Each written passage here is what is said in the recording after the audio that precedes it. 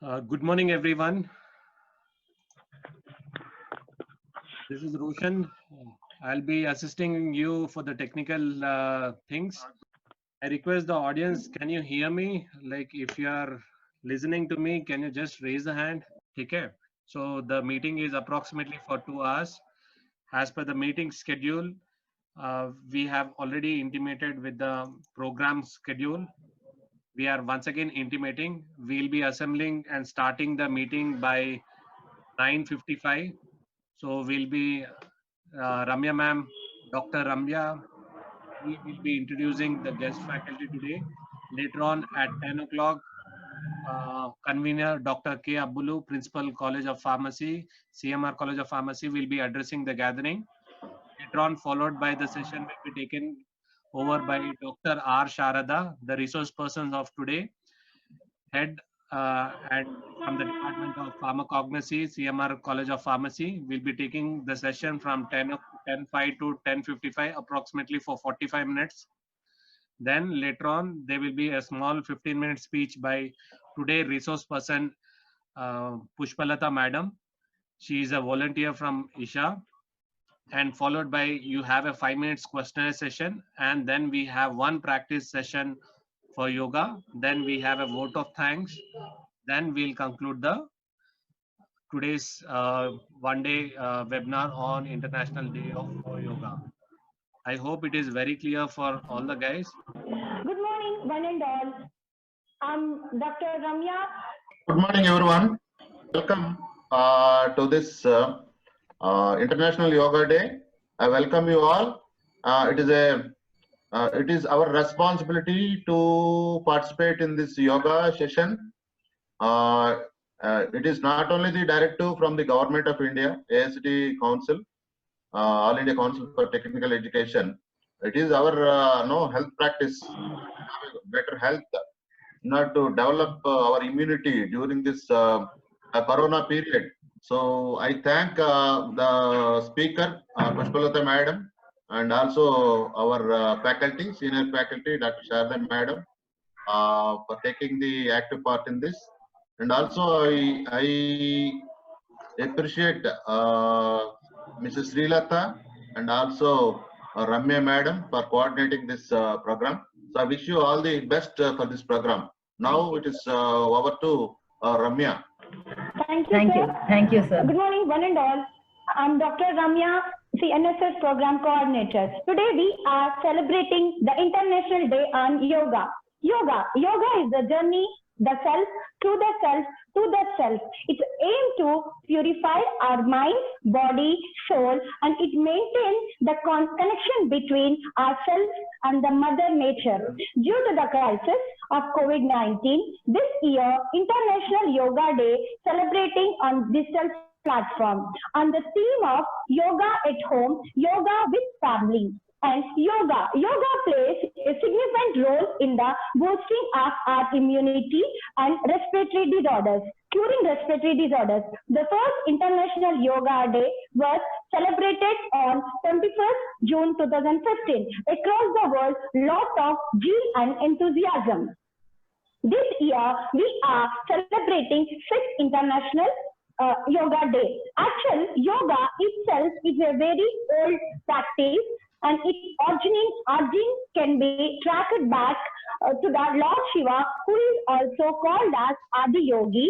It is known as first Guru, and it is also known as a teacher for all yogis in the world. And this is true. Yoga it's not about shape of our bodies. It's about shaping of our lives. It is not a workout, it is a work within. This is a spiritual practice, and our Prime Minister, Sri Narendra Modi Garu, focused on this awareness and declaration 21st June as a International Yoga Day.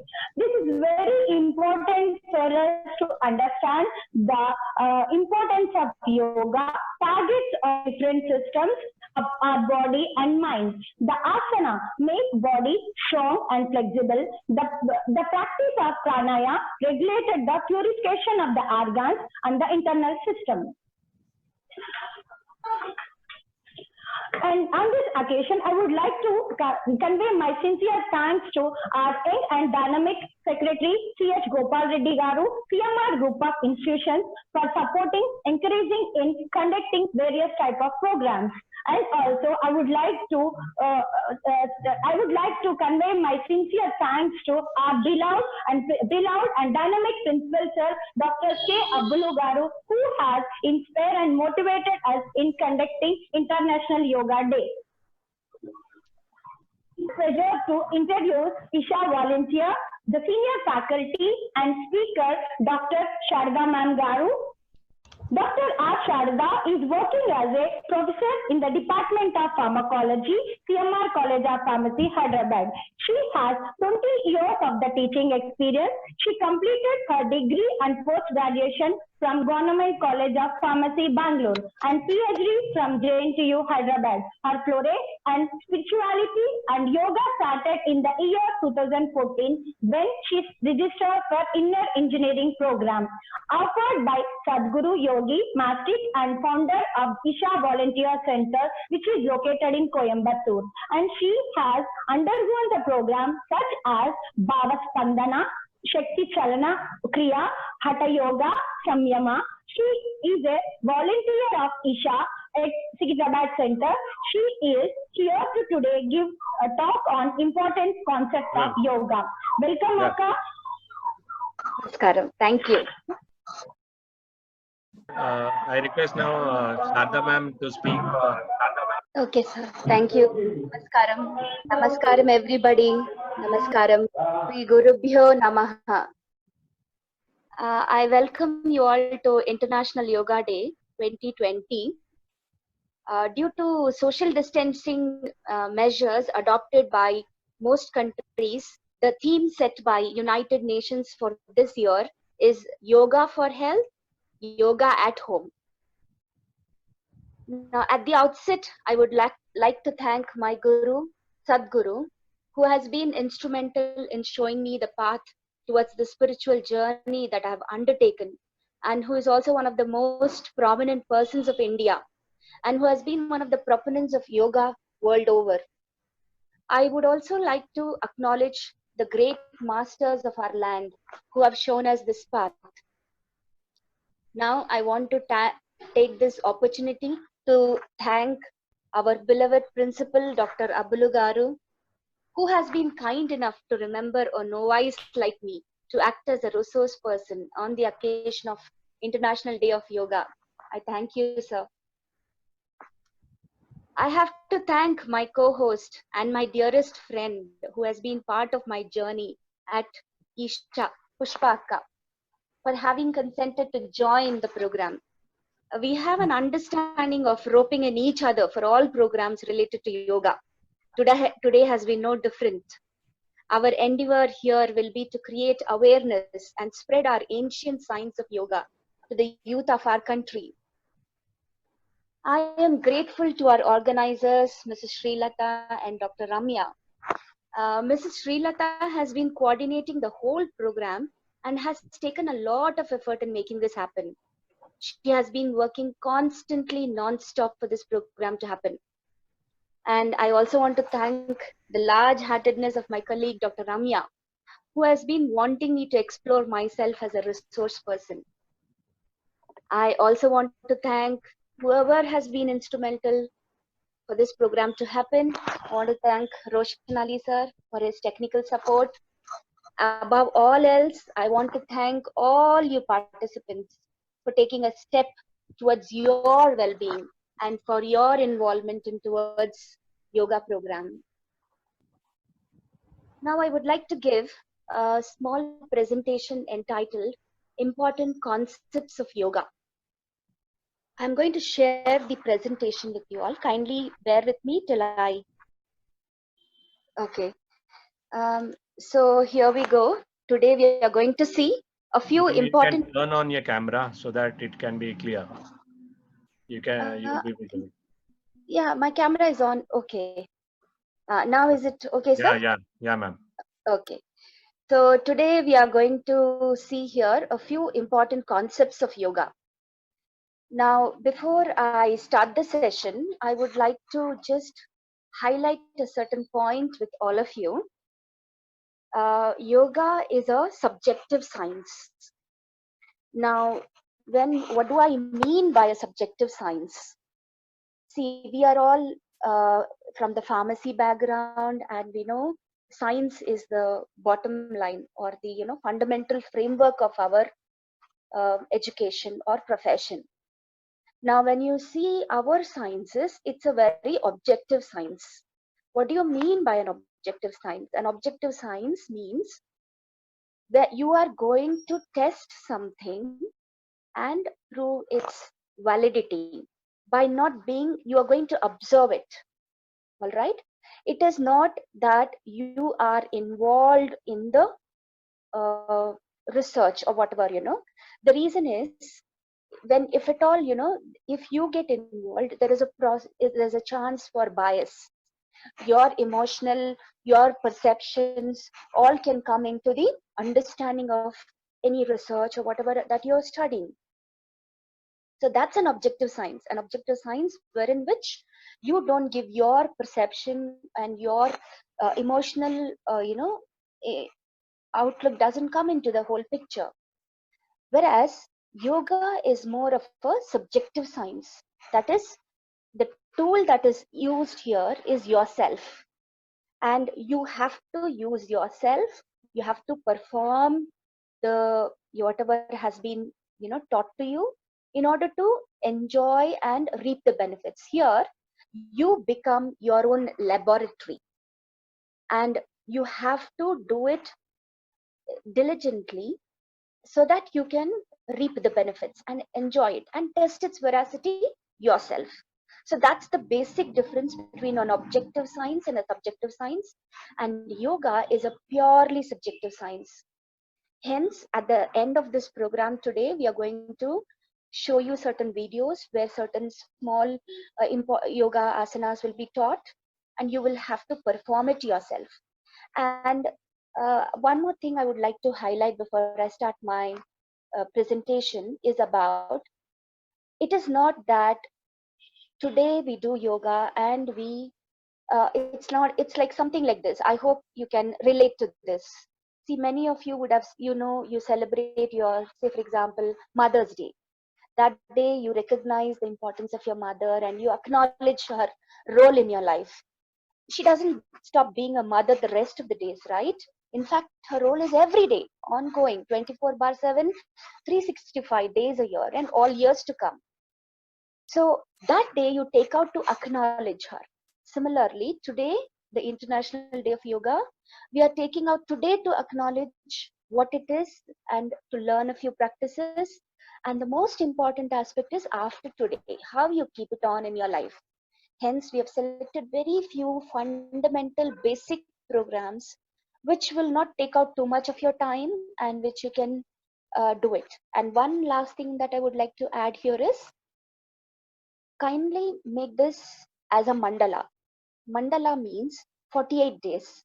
As per the yogic sciences, they say that anything that you do, if you practice it regularly for 48 days, it becomes, the system absorbs it and it becomes a part of you.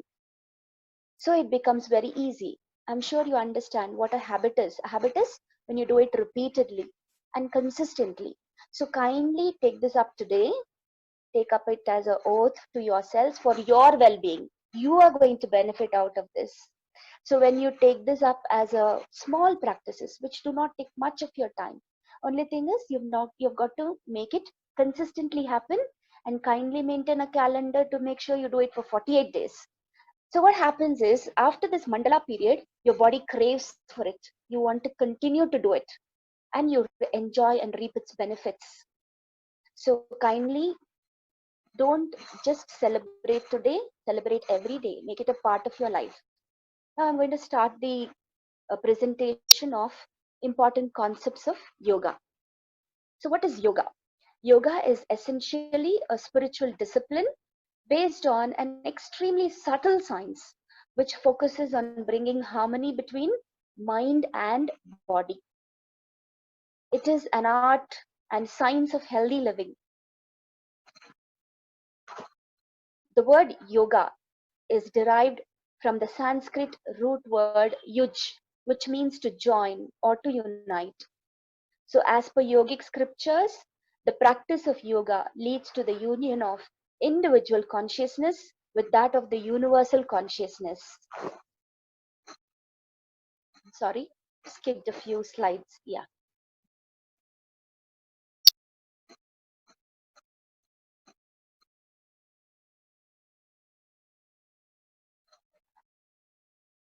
Okay.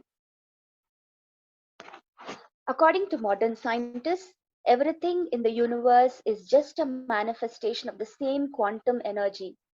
One who experiences this oneness of existence is said to be in yoga. Now, we'll just have a peek into the history and development of yoga. The science of yoga has its origin thousands of years ago, long before the first religions or belief systems were born. In the yogic lore, Shiva is seen as the first yogi or Adi yogi and the first guru or Adi guru. Several thousand years ago, on the banks of the lake Kanti Sarovar in the Himalayas, Adi Yogi poured his profound knowledge into the legendary Saptarishis or the seven sages. The sages carried this powerful yogic science to different parts of the world, including Asia, the Middle East, Northern Africa, and South America. However, it was in India that the yogic system found its fullest expression. Agastya, one of the Saptarishis who traveled across the Indian subcontinent, crafted this culture around a core yogic way of life. Now, I would like to add a point here that I have gone to the Isha Yoga Center at Coimbatore, or even I've heard that from a source of mine. At Pune, we have the BK Iyengar Yoga Center. Here, there are people coming in from different countries of the world. Isha Yoga has got around 135 countries where they are doing these programs. It's amazing to see people of different cultures coming to a country like ours and adjusting to our environment and learning yoga and reaping its benefits. So my question is, why being in the land of yoga, the land where it has found its fullest expression, why don't we utilize it? We don't have to go to another country to learn it. There are so many places in and around your place where you can reach out to this ancient system. The number of seals and fossil remains of Indus Saraswati Valley civilization with yogic motifs and figures performing yoga sadhana suggests the presence of yoga in ancient India. The phallic symbols are suggestive of Tantra yoga. Presence of yoga is available in folk traditions, Indus Valley civilization, Vedic and Upanishad heritage, Buddhist and Jain traditions. The Patanjali Yoga Sutras is the oldest known text on the subject of yoga. The Yoga Sutras of Patanjali are a collection of 196 Sanskrit sutras on the theory and practice of yoga. The Yoga Sutras were compiled sometime between 500 BCE and 200 BCE by the sage Patanjali in India, who synthesized and organized knowledge about yoga from much older traditions. The text fell into relative obscurity for nearly 700 years from the 12th to 19th century and made a comeback in late 19th century due to the efforts of Swami Vivekananda, the Theosophical Society, and others.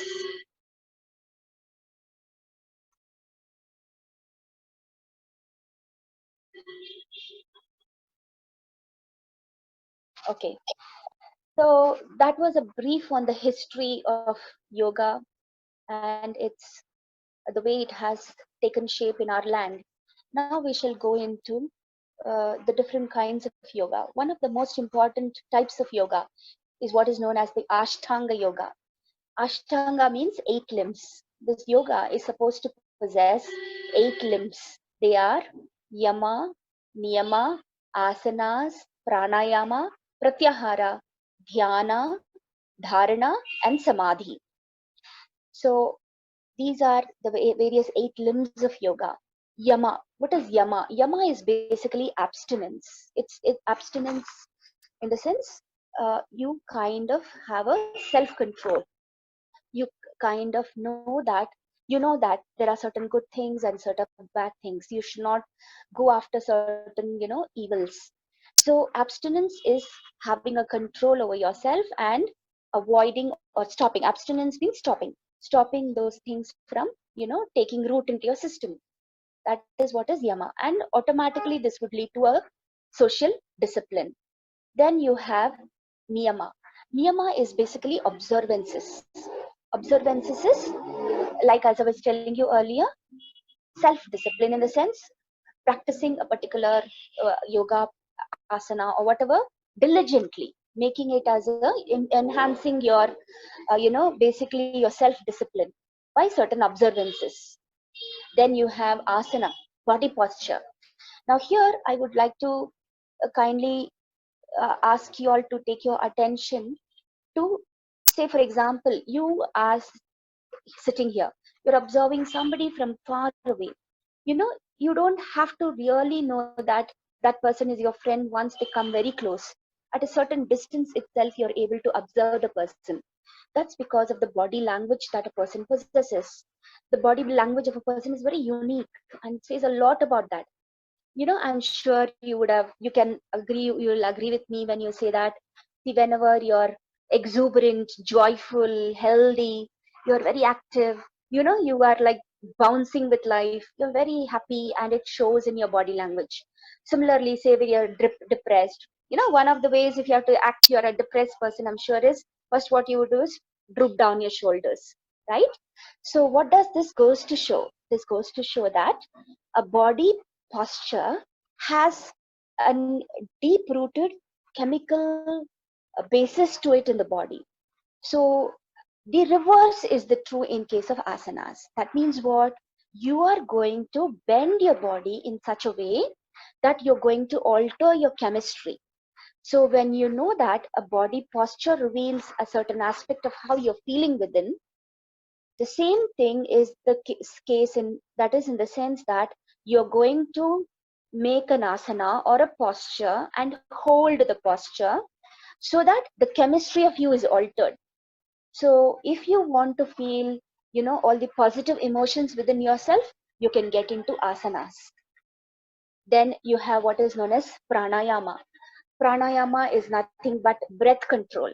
I'm sure some of our students here and our faculty agree that in anatomy, when we teach our respiratory system about how the breath alters the chemistry. There's a whole lot of cascade of events happening in our system, like how, the carbon dioxide and oxygen, how they enter, how it exits, what carbonic acid inside our system, what exactly happens. Okay, forget all this scientific jargon. I'm sure if you observe yourself, say you are very agitated, your breathing would have got very altered, you would have been very rapid. And when you're calm, quiet, composed, your breathing is very even. So what does this show? That your breath control has an impact on the mind. Through your breath, you can control your mind, you can get positivity into your system, you can make yourself very calm, controlled, and composed. And I'm sure you would agree with me that a calm, composed individual is very, takes the right decisions in life, and you are an outcome of your decision. So when you can have a control over your breath, again, you're going to alter the physiology of your system. Then you have what is known as pratyahara. Pratyahara is actually withdrawal, sense control. See, these senses that we possess, the 5 senses, are to ensure that we survive in this world. Until and unless you take the data within yourself, you will not know how to survive. One classic example I can give you is that if there was no pain in the body, we would have cut it, we would have done so many things with it, right? So pain in a way is a good indication. Only thing is it should be within tolerable limits. So it's an indication that yes, there is something wrong with your body and you need to give it attention, right? So these sense organs and the underlying mechanisms that happen help you to understand what is, it's a survival technique. But then at the same time, if you do not have control over these senses, it's like you I think you can imagine a chariot being drawn by, say, a few horses. Let us consider each horse are one of the senses. Now if all these senses are pulling in all different directions, what would happen? The chariot would go nowhere. But if you have control over these senses, then what happens? The charioteer, he has the reins, he takes it in his hands and he gives it control so that all the horses, follow his direction. So pratyahara is basically withdrawal of the senses. And that is why even in your later on in your yoga asana, yoga asanas that you'll be taught, you will be asked to close your eyes. It's a withdrawal of the one of the sense. The most powerful sense that we possess is the eyes. In the sense, that our pharmacy is totally practical based. In the sense, we have to observe. When you see, whatever theory you learn is one aspect, but until and unless you perform it and observe it and see it, the experience is different. You are able to record the information better when you see it, right? That is one aspect. But then this being a subjective science, it is happening within you. So for that you need to close your senses.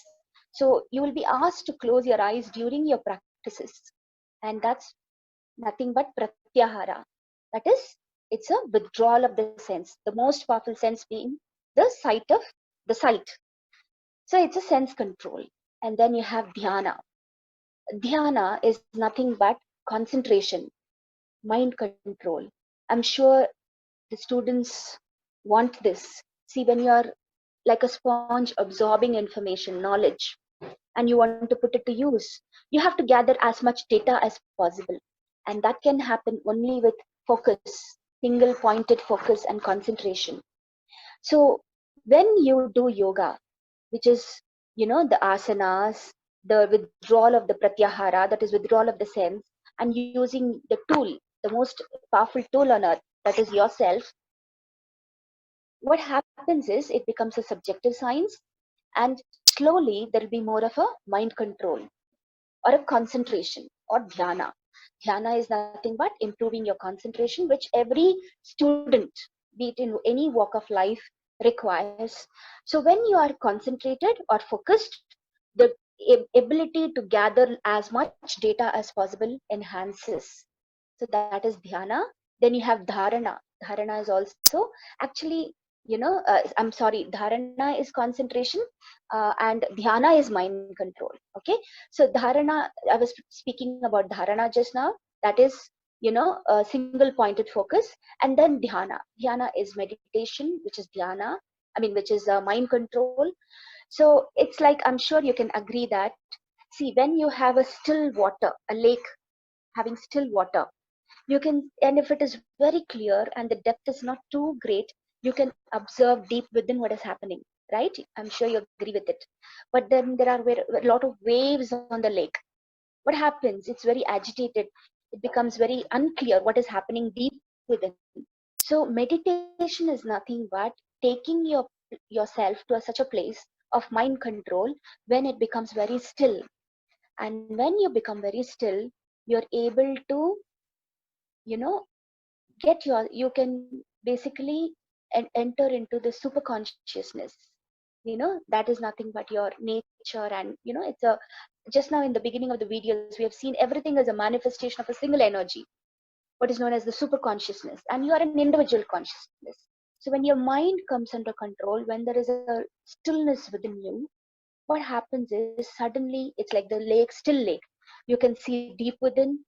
You can, basically reach out into realms or dimensions which are not easily in your access on a day-to-day basis. So that's what meditation is all about. shutting out the outside world, dharana, and basically bringing your mind to a stillness. All right. And then the last and the eighthmost limb of the Ashtanga Yoga is Samadhi. And this is nothing but union with the supreme consciousness. It's a total absorption. So these are all kind of interlinked. When all the 8 limbs are, used by a individual, the outcome is foregone conclusion that you will enter into Samadhi, which is nothing but the individual experience is enhanced in such a way that you experience the entire universe as yourself.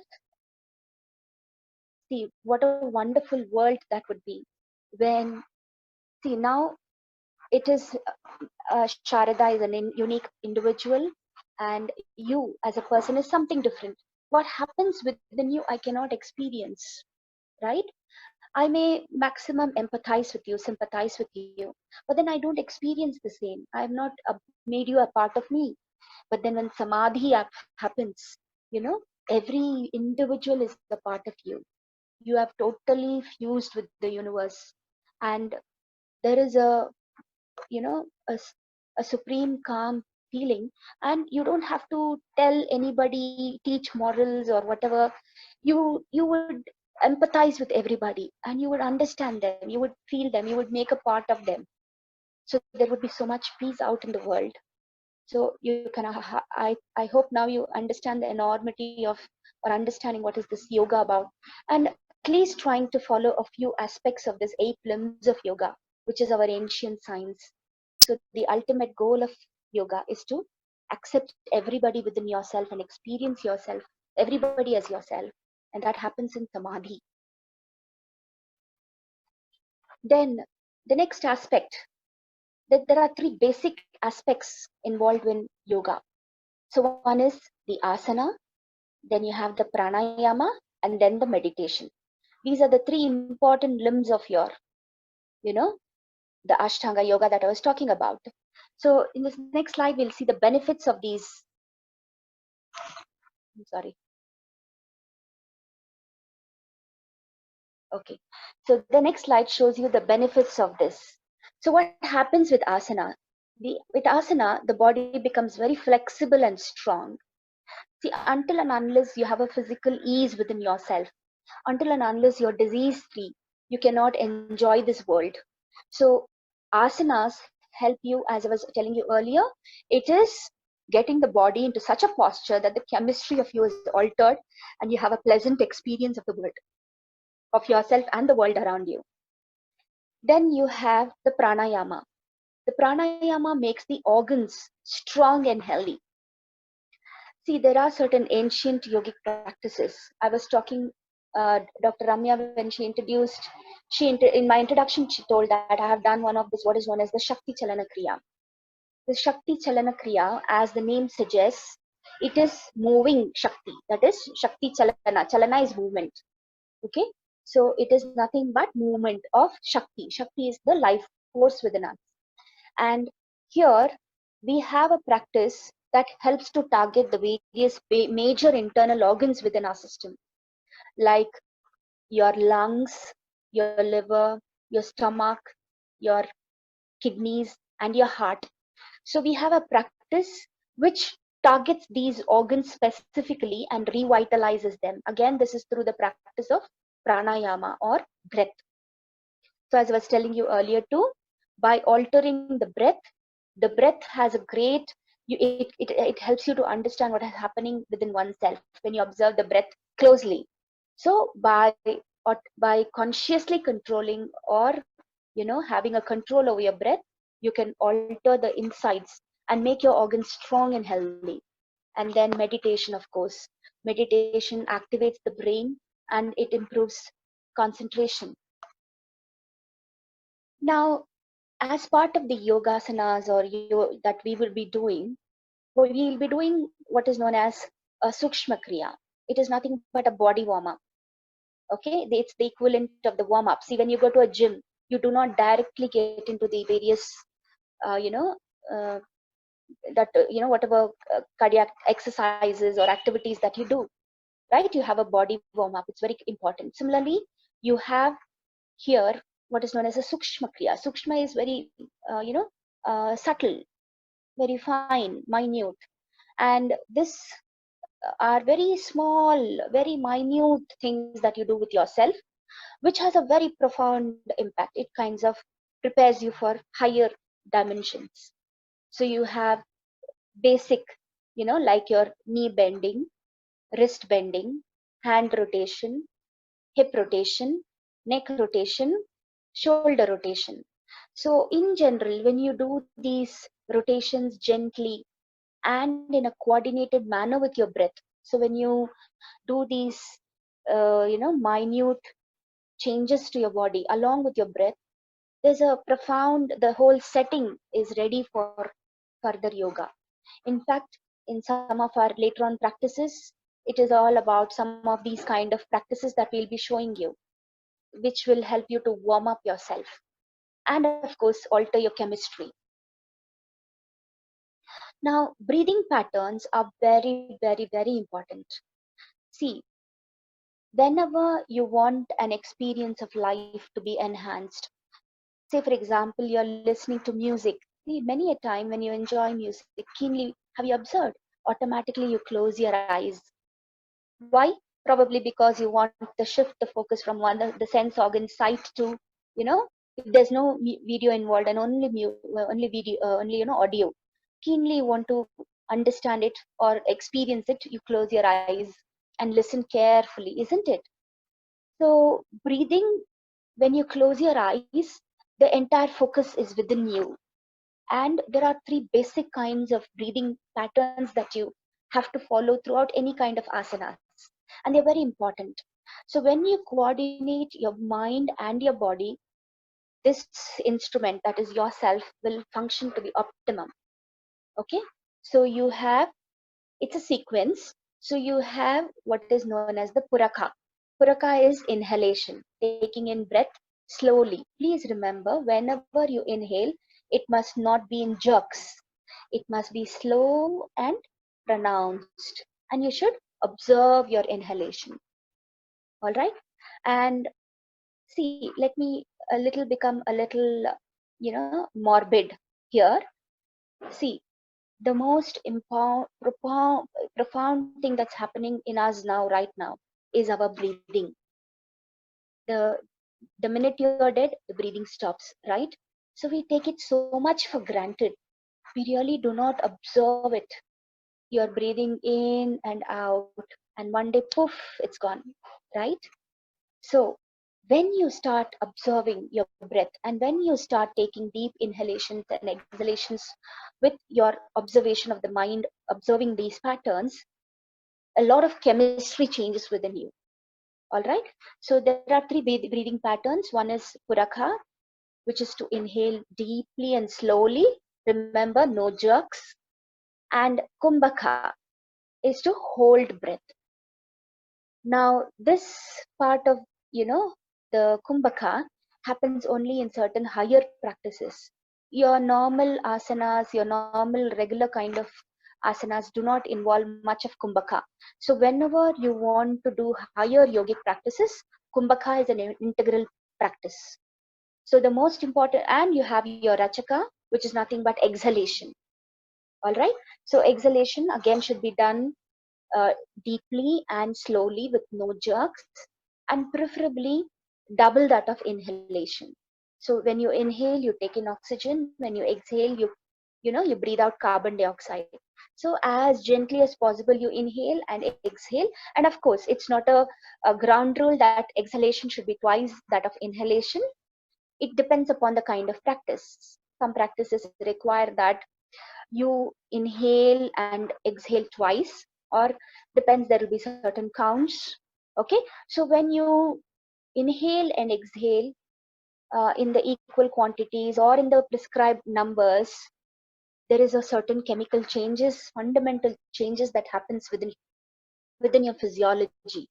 All right. So breathing is very, very important, and for breathing to be pronounced and enhanced, one of the sense organs, pratyahara, must happen, which is to shut out the sense of sight. The next is what is known as the benefits of, though it is mentioned as Om, the way it is pronounced is Aum. Aum.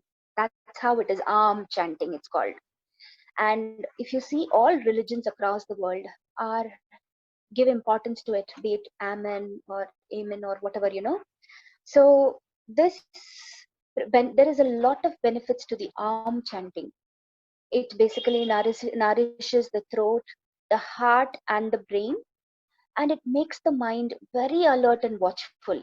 See, when you are using this instrument, that is yourself, it's a subjective science, and you want to reap its benefits, your mind should be very alert and watchful of what's happening within you. See, when you close your eyes and sit, so much of activity is happening within you. Blood is rushing into all organs, the oxygen entering, carbon dioxide coming out. So many levels of, physiological functioning. But are you aware? No, right? You can become very, when you observe slowly, you become so very fine instrument that you can know what's happening at the organ level and at the, every cellular level too. Okay, so this Aum chanting basically helps one to make the mind very alertful and watchful, and basically use this tool, that is yourself, to the optimum level. You basically understand what exactly is happening within you, how your physiology is functioning, right? So now these are a few benefits of yoga. Let's see what it does to us. It improves physical fitness, goes without saying, which many of you understand. But apart from that, it has mental sharpness, it brings emotional control, it brings about intellectual well-being, overall societal well-being. It improves confidence levels, it relieves stress, and it improves respiration, energy, vitality. See, I was talking to you about the life force. This life force, basically you draw the energy from certain aspects. One is your sun. Nowadays, there's a lot of talk about your vitamin D and how, it is the, one of the basic important aspects of enhancing your respiratory system, right? Sun is one of the basic ways of improving your energy.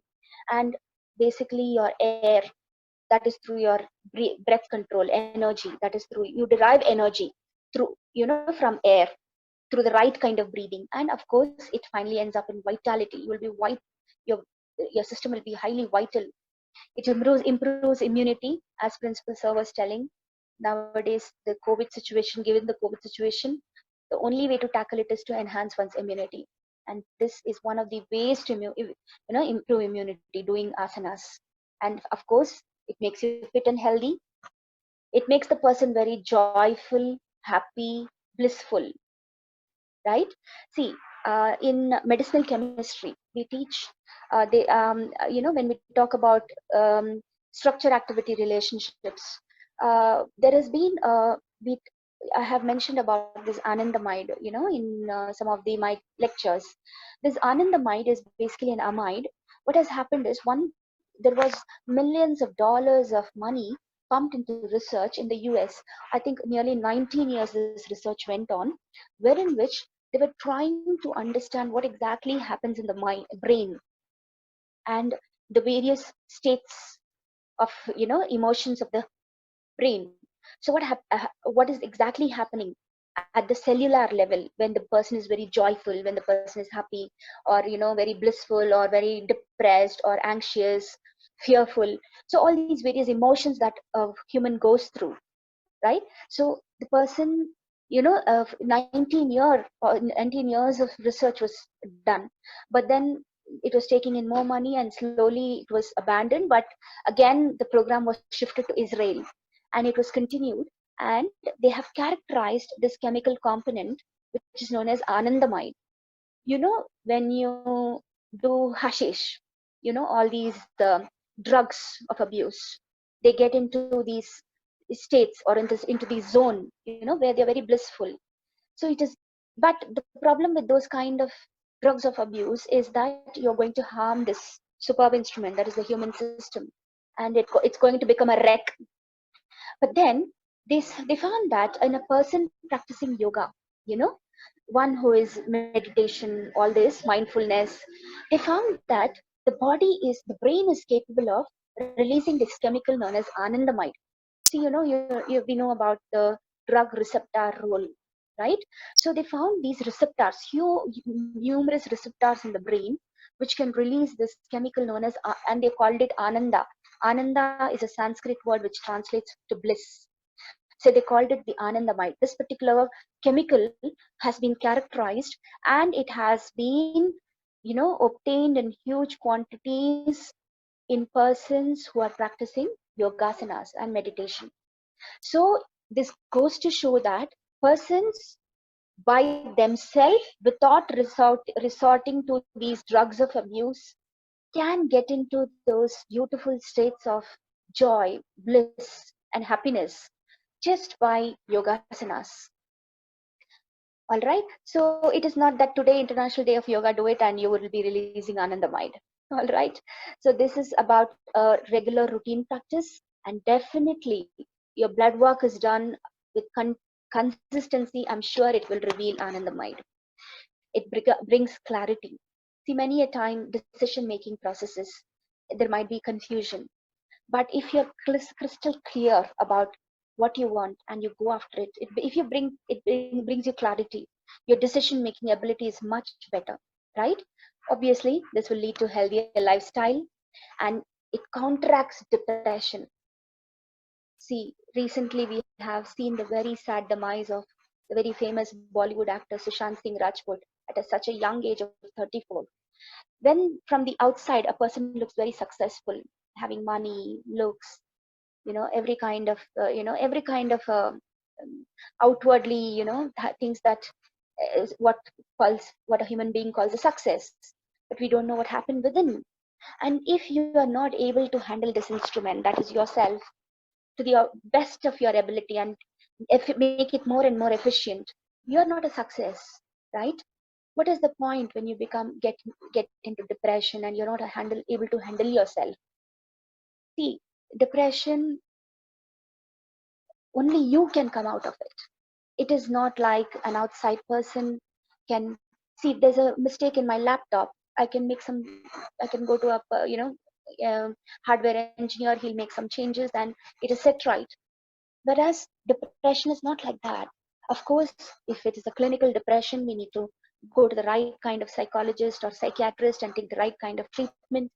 But then why take it to that level that a chemical intervention is required, when through very non-interventional everyday practice of yoga, you can counteract it, right? And especially these days of COVID, where lockdown, self-imposed lockdowns, where you're not able to go out and have enough physical activity, or the situations around you is crumbling, many a time people can get into this depression. But then when you do your yoga, it gives you a profound feeling of joy and peace and bliss, and you can definitely counteract depression through this. And according to me, a most successful person is the one who is having the most profound feeling within themselves. Forget the world's validation of what you possess, a car, a bank balance, or house, or whatever the external, whatever, that is also important, I don't deny. But then how you feel within is foundational to all about this. And if within yourself, if you can experience the beauty and the joy and the happiness of living, I'm sure it can counteract depression. And this is a very beautiful non-interventional easy way that can be done. And of course it leads to overall well-being.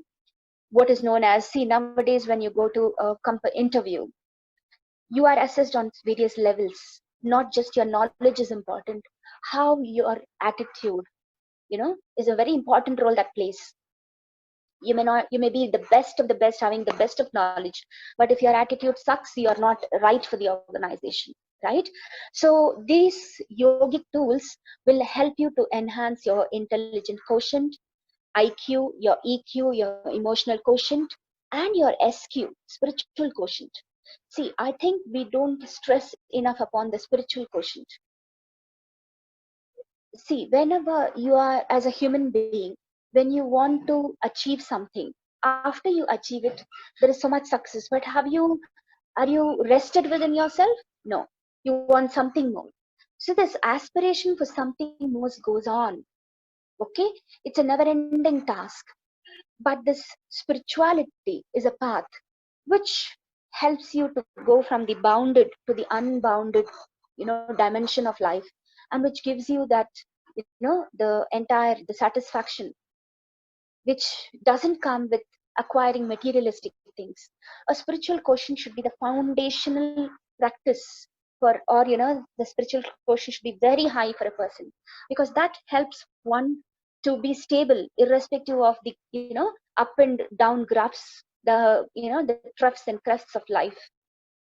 So nowadays many companies assess you by certain small questionnaire as to your overall well-being, like your how good are you in terms of your attitude. Your attitude is determined by these 3 Qs, namely IQ, EQ, and SQ. So kindly work on your SQ, which is, I think, the bottom line or the foundation for any human being. And this is the benefits of inner engineering. Ramya ma'am in the introduction told that my spiritual foray started with inner engineering.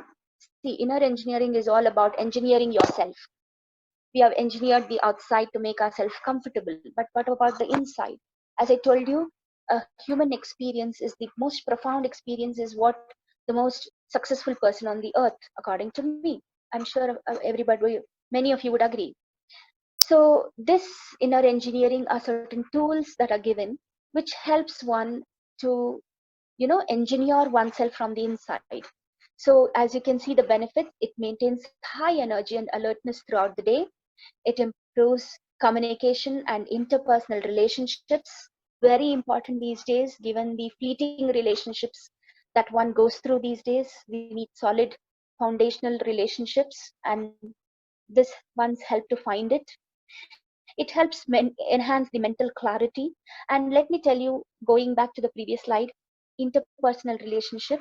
See, once you're comfortable within yourself, that is the best kind of a feeling. See, nowadays people are trying to get joy out of squeezing somebody, you trying to get validation from another.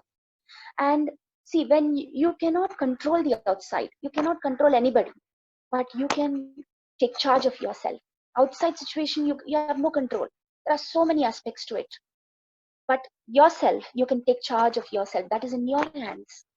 You cannot ask somebody to love you, or to it's very difficult, but you can start being comfortable within yourself.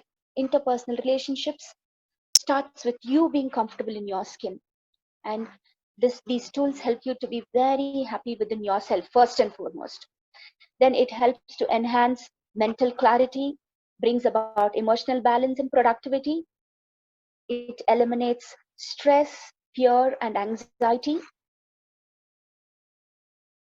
It finds relief from chronic ailments including allergies, insomnia, hypertension, diabetes, obesity, and back pain.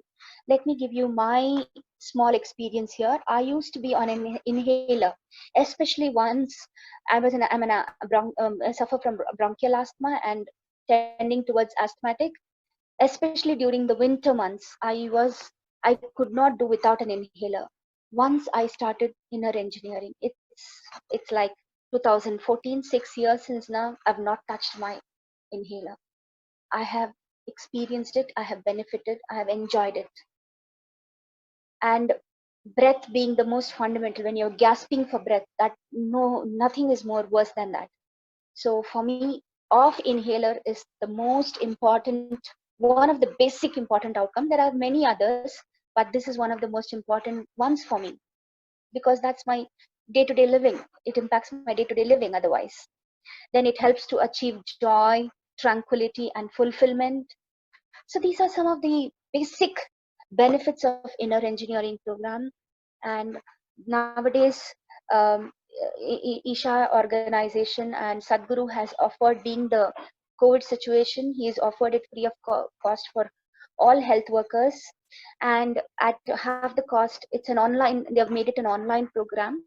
You can go to their website and have a look at it and register for it. It's a 7-day, it's an online program. The link will be active for a month. you can have a look at it and try to, understand what it is, and if possible to follow it up to.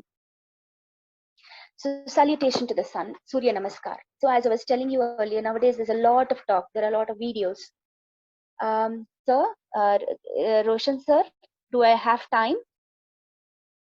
Yeah, ma'am, you have time.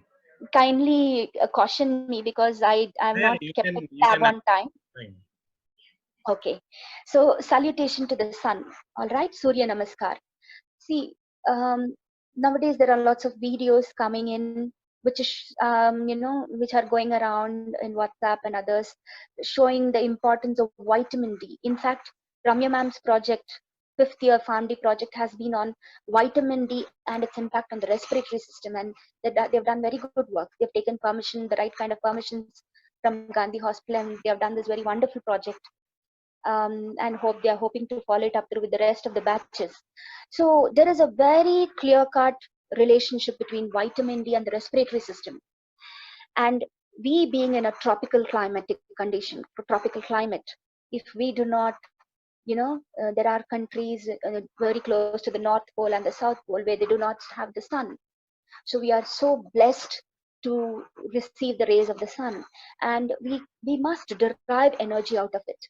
So in fact, they say that you can see the picture here showing the 12 postures of the various Surya Namaskar.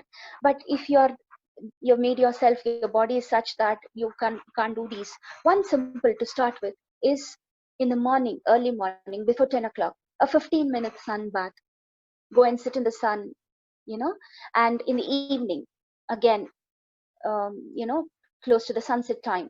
Those are the times, as they call it, the Sandhya Kalas, that is the transitional phases in the early morning and in the evening, when you can just, sit in the sun. That itself is one step towards, deriving this energy, and in the form of vitamin D, which is a very important. So much happens in the physiology, or, as pharmacy students, you've studied your anatomy and other things, as to what is the impact of vitamin D on the system. And nowadays, especially given the the attack by the virus, how we have to improve our immunity. Now, salutation to the sun. In fact, there are 3 practices here. One is known as the Surya Namaskar, one is known as the basic form, and then you have the Surya Kriya, and you have the Surya Shakti. These are 3 different practices where you offer salutation to the sun, and you are grateful. See, when there is a feeling of gratefulness within you, when you don't take things for granted, many a time you would have observed in life, we are like this. When we have something, seriously, I have been pondering on this. I had my own issues in life, not that nobody is free of issues. I'm just rewinding pre-COVID situation. Oh, I'm thinking those lives was such a bliss. I mean, it was such a beautiful phase of life. But I rewind my time in life. Then also I had issues in life.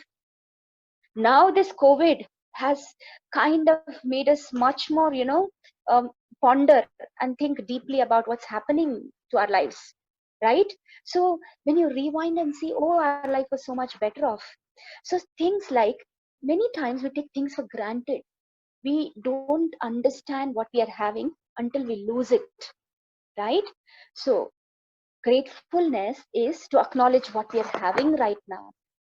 And when you acknowledge what you're having right now, the kind of, there is, even in our Upa Yoga, that's what the set of practices. One simple practice, it's called Namaskar. When you join both your hands together and bring it to your chest, what happens is, they say that the polarities within you get unified.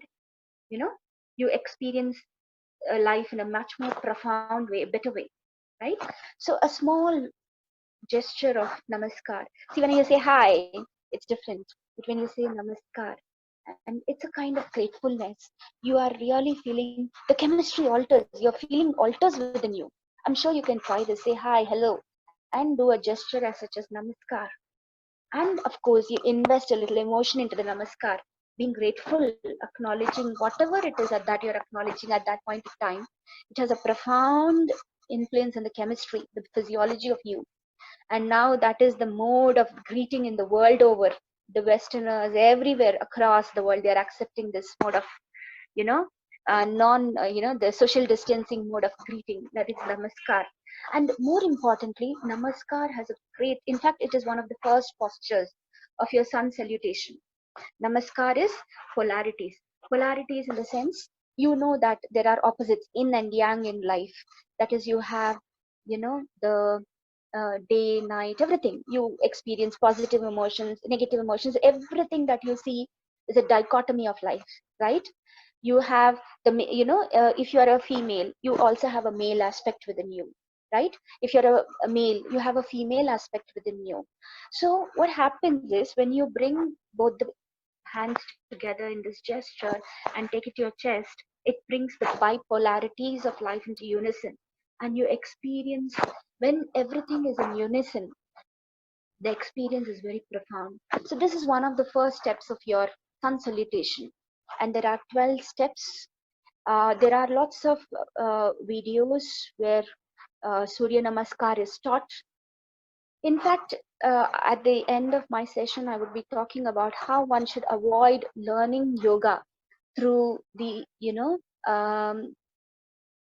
the finer aspects of yoga. Maybe certain basic practices you can learn, but very profound aspects of yoga should not be learned through books or something.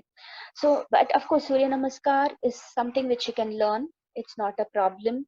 If you much better would be if you can go to a yoga master close by who's teaching, and you can learn directly from them. That would be the best. But given the situation that we are in today with social distancing, I think these YouTube videos where they teach Surya Namaskar is good enough. It's not like your Surya Kriya and Surya Shakti, which are much more higher, dimensions of the salutation to the sun, which has to be learned from the master through the proper transmission. So this you can learn through any of the videos. Okay, these are different postures which involves the Padahastasana, the Namaskar, the Padahastasana, then what is known as the Ashtangasana, Ashwasanchalana. So there are a few postures that you and remember, asanas are not like a very rapid movements like your aerobic activity. When you get into any asana, you have to experience that from within. And remember, all asanas should be done with your eyes closed to enhance the pratyahara and to enhance the experience. So every posture should be held minimum for 15 seconds. In fact, in the Hatha Yoga program, we are taught that minimum 15 seconds we have to hold any posture, and we take it to slowly to 30 seconds minimum. Then only you can enjoy, and in fact you will enjoy the benefits of the program, benefits of the asana. So this is a practice that you can learn through video or YouTube. Now Upayoga. Upayoga is a practice which you'll be learning at the end of this session. Upayoga is actually meaning useful yoga. See, when you do yoga, there are certain conditions, especially relating to the stomach. There have to be certain empty conditions, very important. Then only the practice will find its full, you'll reap the benefit of the practice. But Upayoga is something which doesn't require such stringent, conditions. You can do on a light stomach, all right? And of course, we are, in a way, we are gifted that today being the solar eclipse, you're not supposed to have anything during this period, right, from 10 to 2, because food gets rotted in the system. So that is why you're not supposed to eat anything during this. It has a impact on the food in the stomach. So Upayoga is something which is you can do it on a light stomach, and it is very useful. Useful in the sense you can observe the benefits very easily and very fast. So it helps to exercise your joints and muscles. It helps to relieve stress and tiredness. It rejuvenates after inactivity. It erases jet lag and travel fatigue. So these are some of the, actually there are 7 Upayogas that are taught. you can always go to the YouTube channel and type Isha Upayoga and look at these practices are taught in such a beautiful way, in the sense there is a person performing the yoga. The instructions are very clear. You have to go through it once and then you have to practice it later. All right. So when in fact in the latest half of the session, when you go through the practice, kindly do not do the practice immediately. You listen to the instructions, watch the video, try to take it in, and try to be, have dhyana, which is concentration, and then you practice it along with the video afterwards. So there are 7 practices which are taught as part of the Upayoga, and they are very rightly captioned: yoga for peace, yoga for love, yoga for joy, and so yoga for success, and so on. Because definitely when you do these practices, all these happen over a period of time. Okay, so Upayoga is a very useful yoga that you can always access. Hatha yoga. Hatha. That's what is Hatha means. Actually, we understand as a connotation as, like, stubborn. That's one of the meanings. Well, I suggest we be stubborn in the way of making yoga a part of our lives. Well, keeping that aside, Hatha, that is the root words of the meaning Hatha yoga. Her is the sun, and her and ter mean the sun and the moon. Basically, you're bringing the rejuvenating. See, uh, you are basically a product. You come on this earth due to the one important aspect, which is you're born to your mother, basically, who has this cycles within her, which relates to the moon cycles. She undergoes this 28-day cycle, and this is similar to the moon cycle, right? So the very a close connection between the woman's reproductive system with the moon cycles, and you're a product of that, right? You're a result of that. And there is also, everybody has the access to the sun within themselves. That is, you can access, you can stimulate the energy within you by doing this. See, when you do Surya Namaskar, of course, if you do it in the presence of the sun and during before 10 o'clock, it is helpful. Not necessarily you are direct. Of course, there's a impact of you derive the sun energy, but actually what is happening is within you are activating the sun. All right. So Hatha yoga is a way of balancing the sun and the moon within you. So if you can see here, this is about the various set of asanas that are practiced as part of Hatha yoga. So there are a set of standing postures that you do, and then kneeling postures, followed by sitting asanas. Then you have asanas in the prone position, and the asana in the supine position. Okay, so standing asanas, you have Padahastasana, Konasana, then you have Trikonasana, Vrikshasana. All right, and then you have the next set of postures, wherein which Uttishta Padasana, Eka Uttishta Padasana, Dvitishta Padasana. Then you have the asanas in the supine posture. You have the Shalabhasana. Then you have the Naukasana. Then you have the Bhujangasana, Dhanurasana, Makarasana. So these are all the, in the supine position that you do these asanas. And then you have the sitting posture asanas.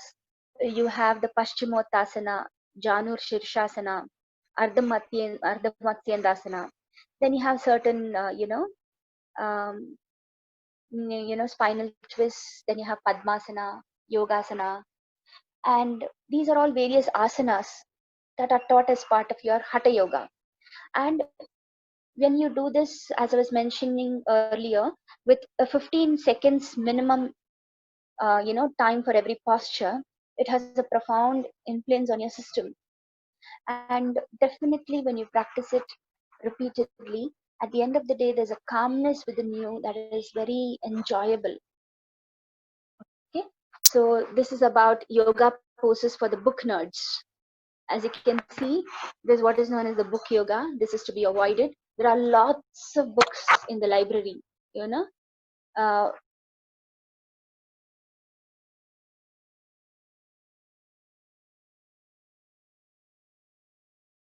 Okay, so there are lots of books in the library wherein which they show the postures and they give some write up, all right.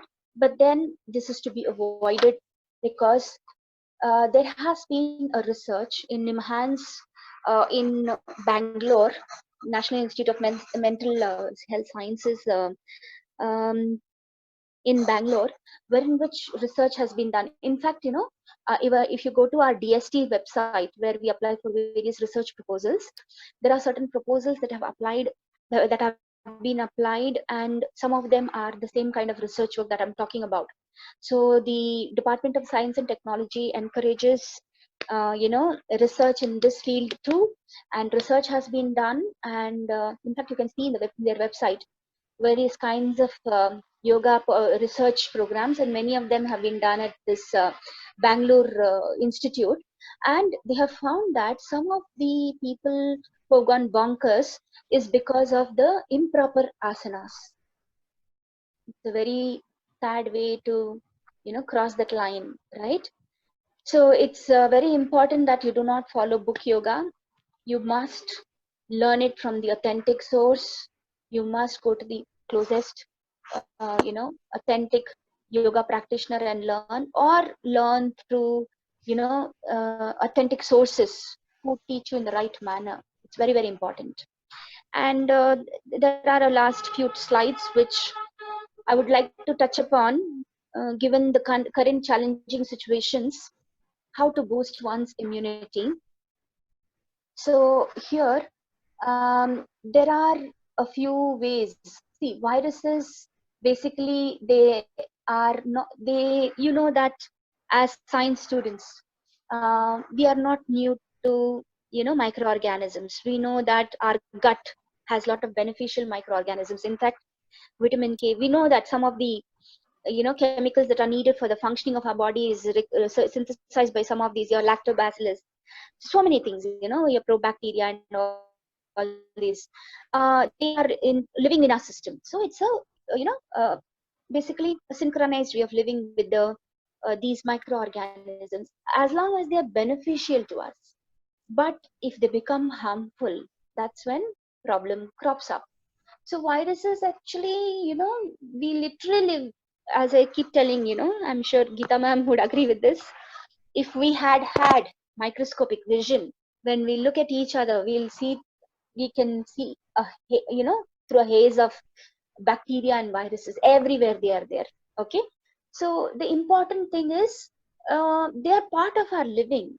They're also another creature, but it is only when they become harmful to us, that's when the problem arises. That's when, you know, we need to counteract them through our own defense mechanism. So given this kind of situation where still there's not an active, you know, there's no a vaccine available, research is still going on, and we hear that there are 13 mutants of this virus. They become very smart and they're mutating into so many forms that human is, you know, not able to find the right kind of vaccine. Hence, given such a situation, the only way to counteract this is improving our immune system. And these tips by Sadhguru has been given to boost our immune system. And all this is from our yogic lore, from our ancient practices, right? So here we see that the ways to, and the only way you can do it is, one of the most important things to start with is neem. And Telangana, believe it or not, we are gifted. We have so many neem trees. I'm sure everybody has at least access to one neem tree in our surroundings. We are so gifted. Tropical country, and that to South India, Telangana, we are so gifted.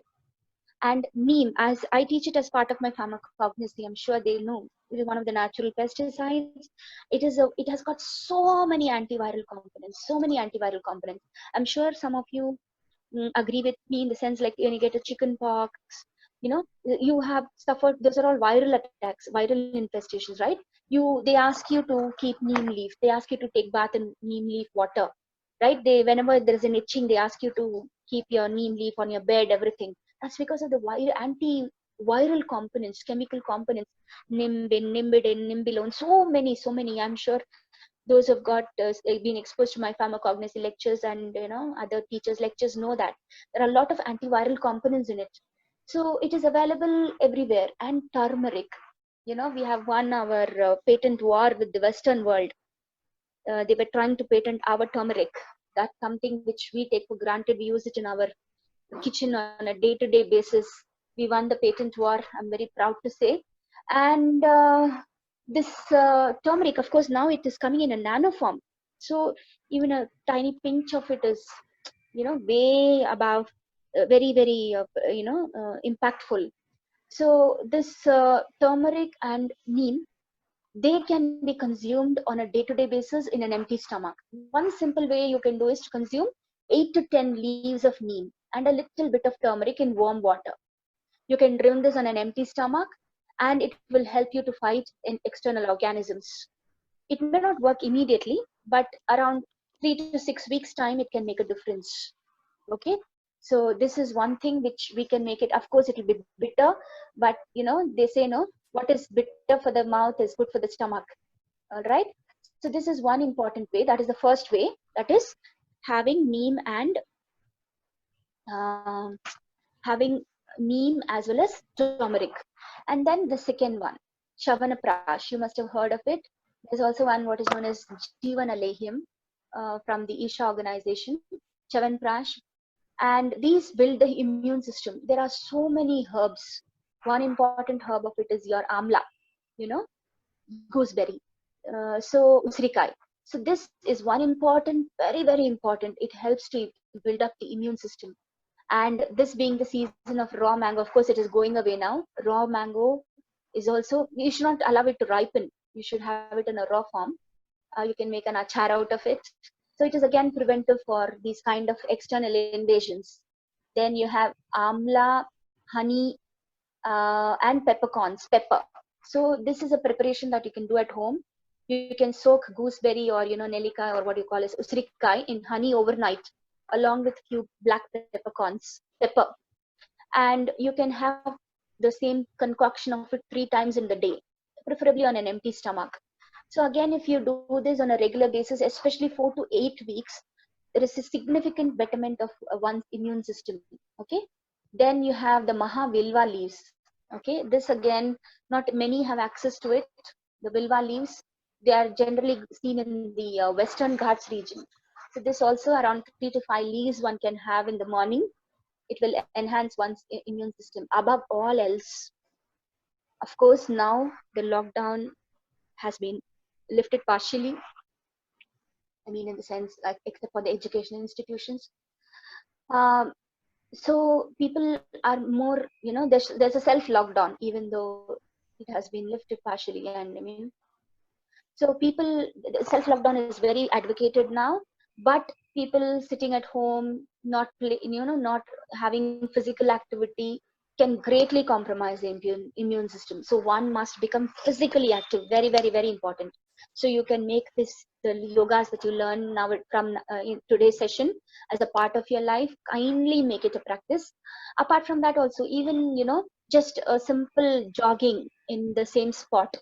Okay, around 15 times in a 15 minutes at a time, around 5 to 6 times, it will basically help the body to become more fit and strong and help one to handle better.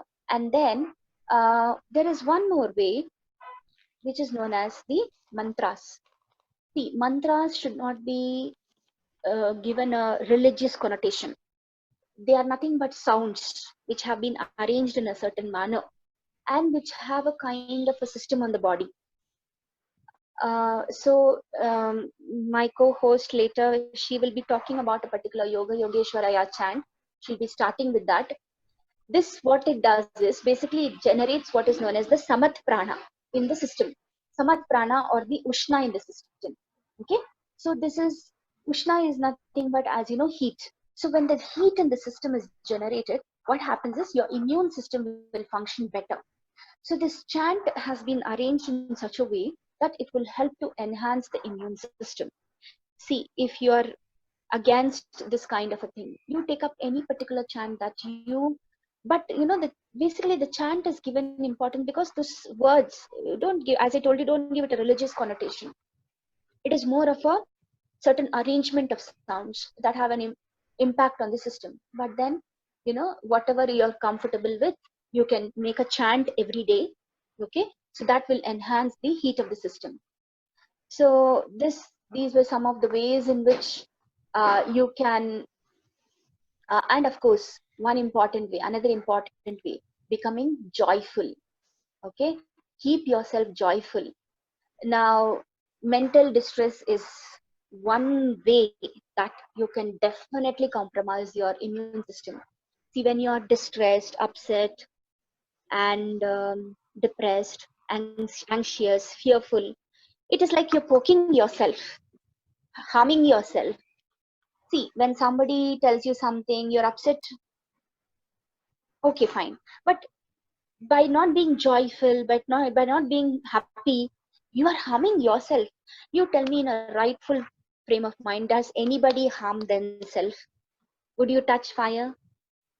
No, right? It is going to harm you. So if you are depressed, anxious, fearful, all these are harming yourself.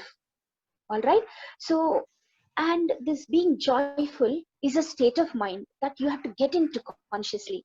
Recently, I was seeing a video by one of my friends who has told that she's given 3 tips, of which one of the tip is, she's spoken about thermometer there. She's told how, see, in a thermometer you have the mercury, right? So with heat it will rise the mercury, and with cold it will come down. So we are like that. Anything will make our emotions haywire. Either we have become depressed or joyful. We are like up and down of a mercury in a thermometer. But then you have seen our thermostats, right? In our hot air ovens, in our incubator, right? You have a thermostat. You set it at a particular temperature. What happens? The microorganisms thrive very well there. So it grows well there. It's a very conducive environment. So you should set your thermostat within yourself for happiness. See, when you fake something to some extent, keep on doing it, it becomes natural after some time. So you have to, however you're feeling, you have to set your thermostat to joyfulness, exuberance, joy, full spiritedness.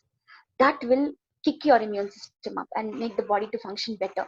So a joyful, sensible, responsible person can handle any kind of situations better. Don't be dead serious in life. It should be enjoyed, irrespective of the crazy things that are happening. And that is only possible by you. In panic, what happens? You get paralyzed and you cannot function. Your faculties are not in place. Your body and brain do not respond to the way it has to.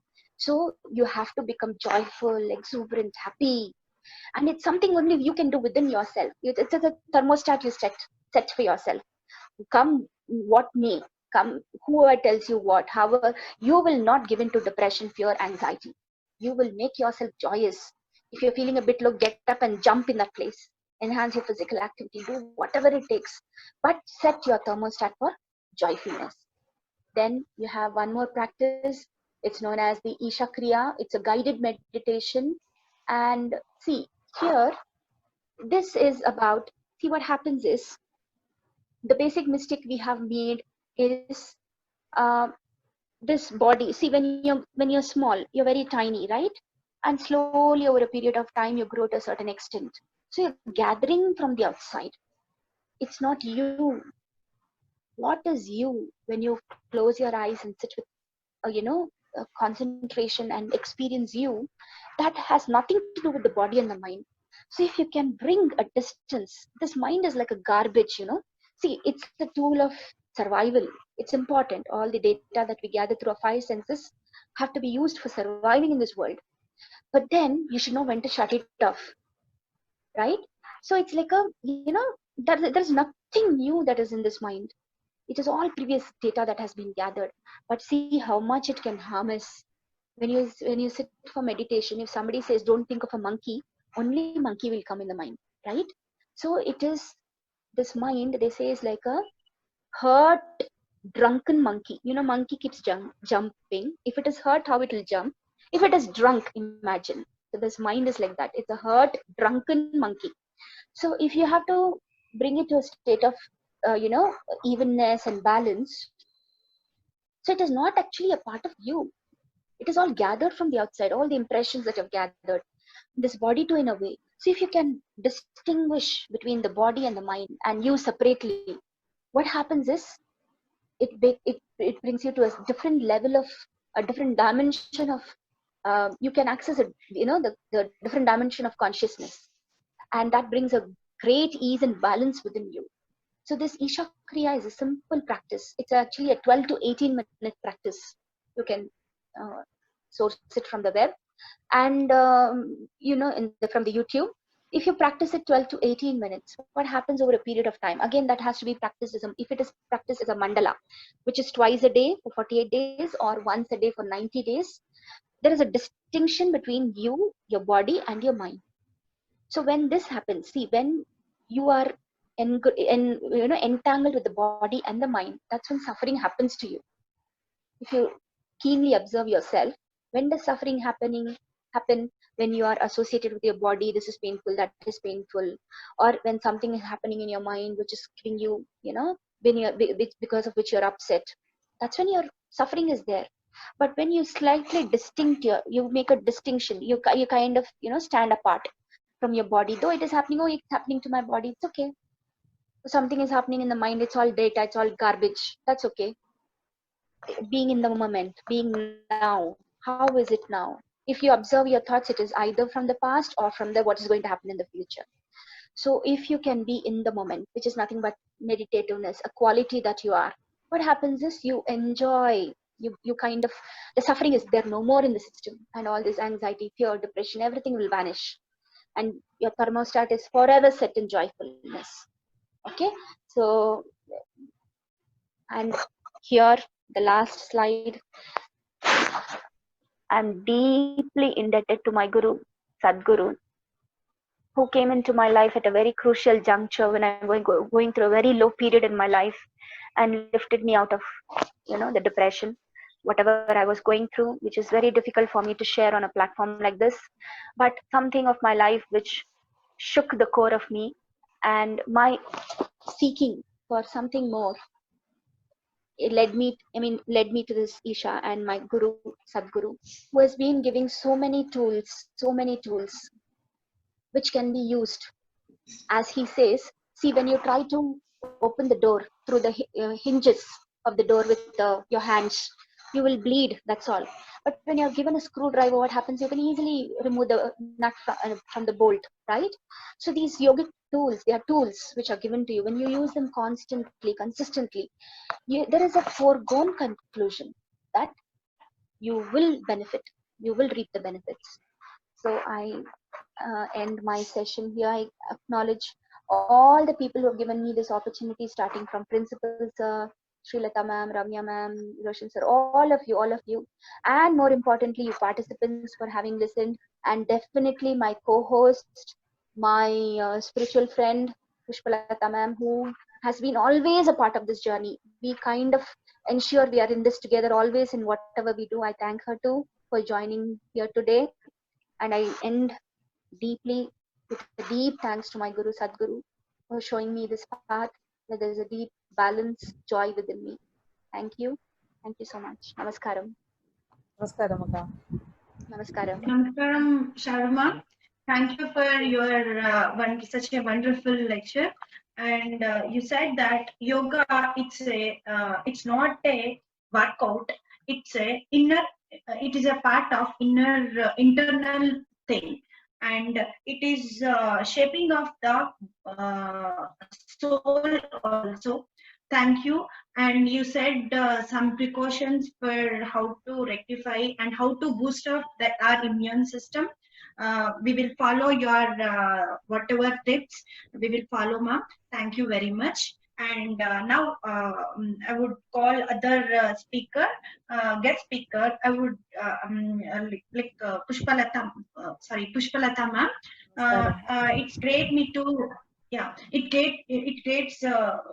give me great pleasure to introduce the Isha volunteer and guest speaker Pushpalatha ma'am. Mr. C. Pushpalatha a homemaker and married to a scientist of ISRO, and having son who is just about finishing his engineering. She completed her master degree in commerce from Delhi University. Her initial life and education were in Delhi. She is state rank holder in English board exam, and she has working as an administrator in many companies. She was in managerial position in one of well-known corporate manufacturing company in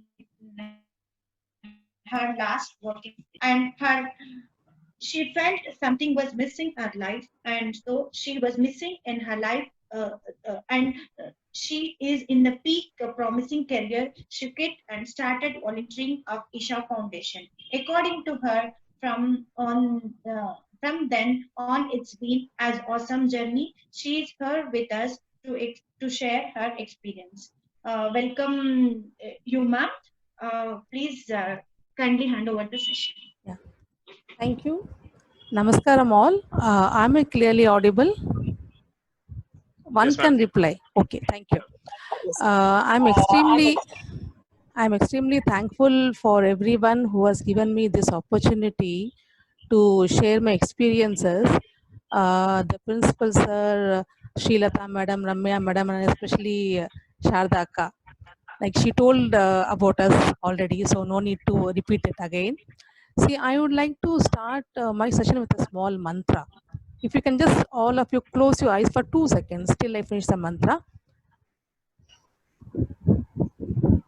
Yoga Yoga Yogeshwaraya Bhuta Bhuta Bhuteshwaraya Kala Kala Kaleshwaraya Shiva Shiva Sarveshwaraya Shambho Shambho Mahadevaya.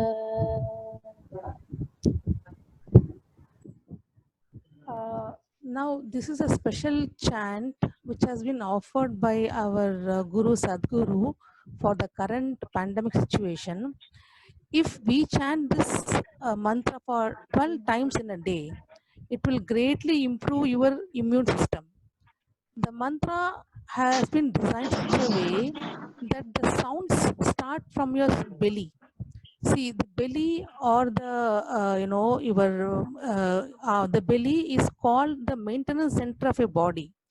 So if you keep your maintenance center healthy, it will naturally and greatly help the total system of our body to remain healthy. So, I request, this can be, imbibed in all your day-to-day life to keep yourself away from the current coronavirus.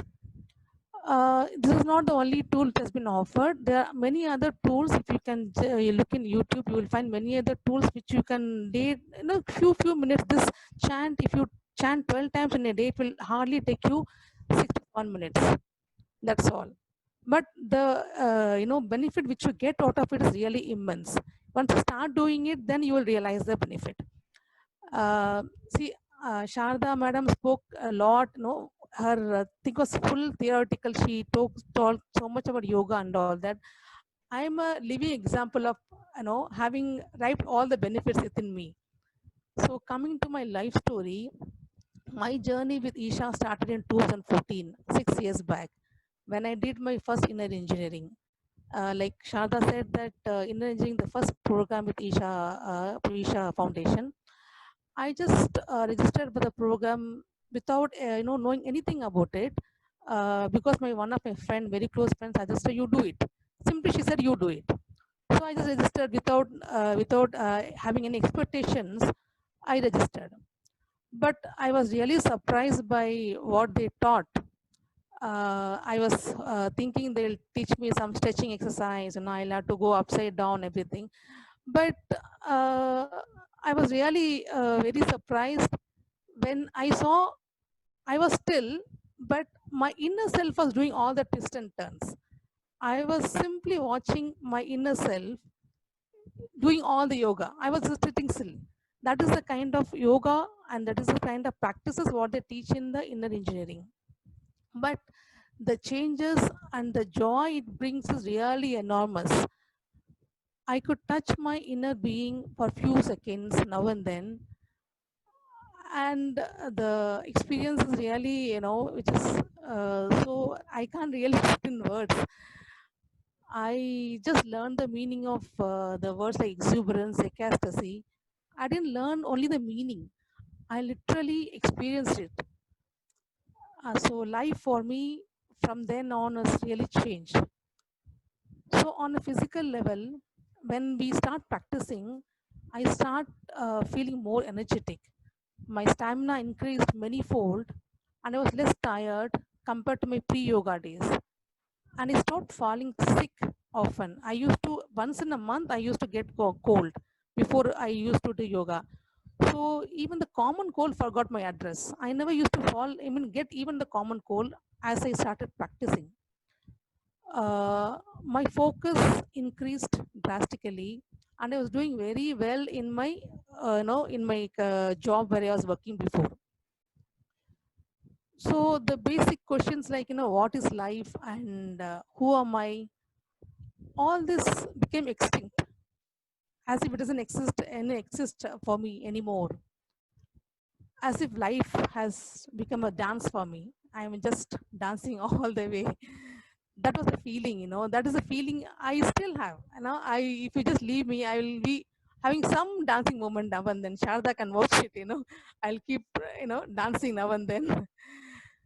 Uh, so my guru says that, or I also be thinking that life is my family, my car, my house, my children.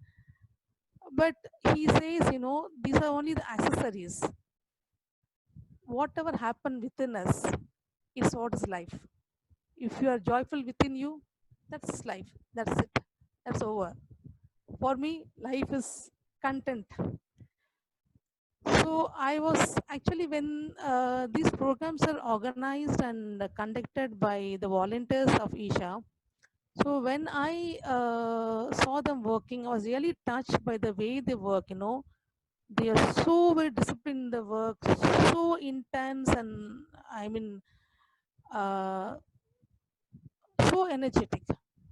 So when I used to think that I should also become one, I should get a chance to become a volunteer.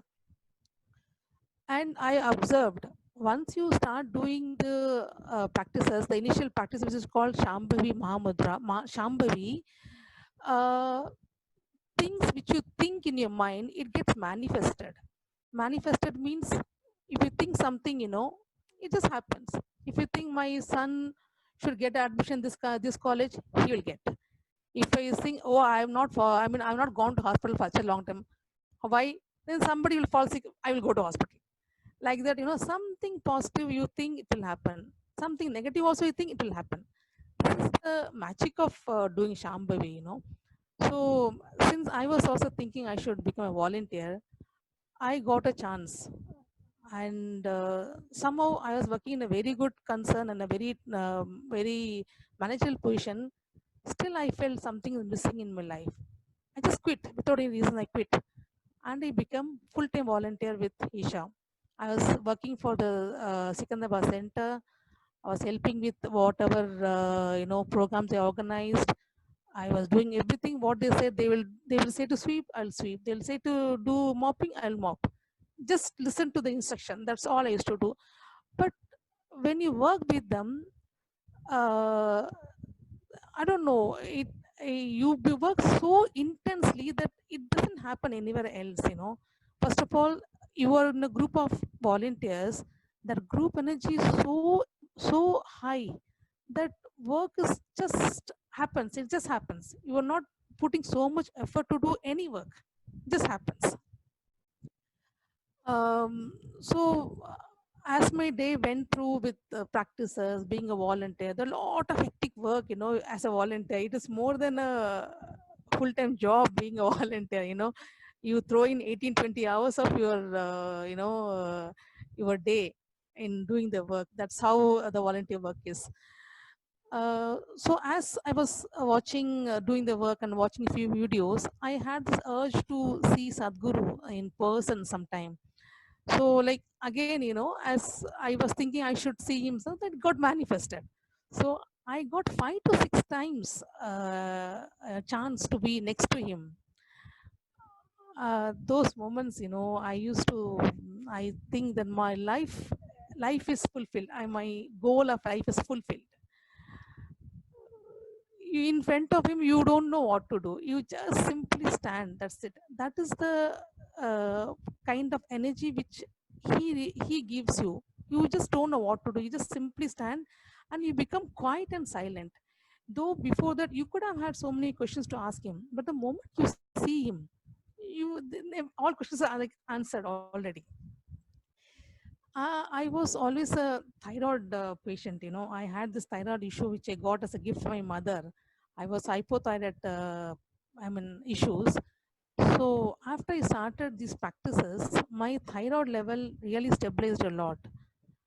Uh, the physically, I was very active. I was very joyful, always happy, always had a smile in my face. But life doesn't it's not like that. It goes on a roller coaster ride. When you once you start your practices, it's like everything goes on a fast forward mode. Everything moves very fast. I don't know how to put it. Things which has to happen for next 5 to 6 years, it just happens in 1 or 2 months itself. You face so many situations in your life, personal life, that but still all these issues and disturbances which I had in my personal life, I could handle it very better and in a balanced way because of the practices what I did, because of yoga basically. Sharada was also telling about a program called Bhava Spandana. This is a very beautiful program. It's a totally experiential program. I cannot imagine, I cannot put in words also what all they make you do, Everything is done closing your eyes, of course, as she said. And almost 20, not 20, it's almost 18 hours a day. You do various things, but end of your day, you don't even, it just time passes just like that.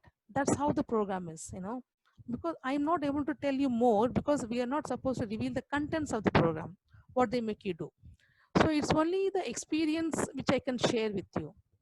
So in that program, first time for me, I experience out of the body, situation.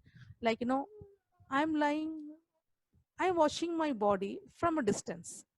As if I am dead. I'm thinking, oh, I'm dead. How am I going to come back? I'm just outside my body. That is the first time I had this experience of having an outside body feeling.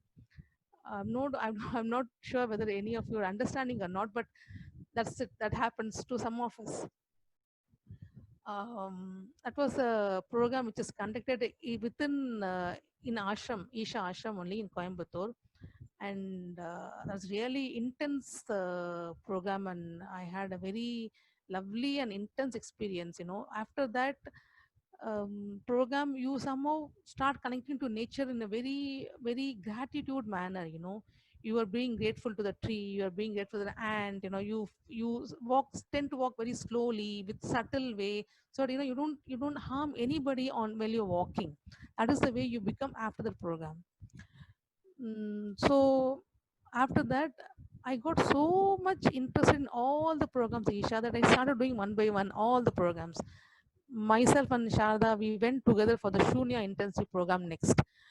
That is, like she was saying, that it is a program which aims in handling your vital organs. It is a purifying and powerful practices which enhance the flow of energy into vital organs. So in such a way that your vital organs remains always healthy.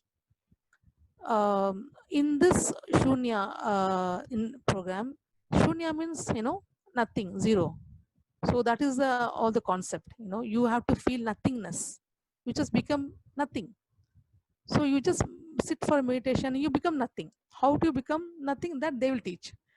that is ambience they create, and they will put you in a meditation which you lead to a state of having blank moments, otherwise we always full of our thoughts and our mind is always full of our this daily happenings and all that. But after doing certain practices, you go into this nothingness for a few moments, and the blank moments ultimately led to my well-being, inner well-being mostly. So by this time, it's been almost 3 to 4 years of my initial program. By this time, my own personal life started settling down. So, the fast forward mode had come to a little bit slow, settling down process. After I joined Isha, my urge to visit Kailash was really very high. So, and as usual, since I was thinking Kailash, Kailash, Kailash, and that also also happened very quickly. So in 2018, we got a chance to visit Mount Kailash and Mansarovar. And this time also, I didn't leave Sharadha. I just dragged her also. She, I mean, very nicely, she came with me, and it because of my grace of my guru, we could undertake this journey, spiritual journey, and complete it with no other, no complications or with no health issues. Um, if I start sharing the Kailash experience, it will take so much time. I will just put it in a small, I will try to put it in small words. I have written a blog also, I mean, explaining my day to day what we did. If anybody is interested, you can write to me. I can share the link of the blog also. It was an awesome and successful trip with incredible experiences. I feel it's very difficult to put in words. The nature, the journey, if you just see the outside nature nearby Kailash is very, very, very, very lovely and breathtaking. Mountains are so sometimes very green, sometimes very dry. You can see the total your life on the way when you travel. No, it's like you are traveling your life journey again. That's how I had connected. So if you have known about Mansarovar, and if you have read about Mansarovar, it is said that there are certain beings that live in this lake. Being means it is, I don't know how to put it. It is a life. It is a life which you can't see. Okay, so those beings, they live in the lake. So there's a process which they ask us to do in sitting in front of the Mansarovar lake, and these beings, you can clearly see through your naked eyes. So when we were doing the process, I had the opportunity to see the beings on the surface of the lake. They are in the form of the cluster. They'll form some shape and they live in that. And on a clear night at 2 o'clock, it is said that these beings communicate with the sky. Means they are small blue kind of lights which jumps up to the sky and comes back to the lake. Up to the sky, it jumps and comes back to this. That happens usually, but when we were there, it was raining very hard, so we could not see that process of communicating. But yes, I saw the beings itself in one of the video which I've shared in the blog. If you see, there is one blue light which is traveling here and there. So I had this rare opportunity that this being entered me through my ring finger. One moment I was dead. You can say one moment I was dead. I didn't know what happened to me. And the next moment, I just requested the being, please leave me. I don't know what to do with you. And quietly, you will not believe that next moment it is gone. I could feel it entering to me through my ring. This is a ring I'm wearing, a snake wing. It enters only through ring finger. It entered me. It was there for one moment or 2 moments. I didn't know what to do. I just requested to go. It went. It was an amazing experience, which I am not able to put it in the correct words, and simple words only I could form. Uh, and the toughest part of the visit to Kailash was the trekking part. We have trekked 16 kilometers, and that too in a high altitude of 21,000 feet. The oxygen is very low, and we all know. And so we have to maintain our health. I just wanted to, my gratitude to everybody. Thanks to everybody, Sadhguru. Thank you very much for taking your time. I hope everyone did the practice session, and I hope after this session, many will practice start doing yoga as a daily routine.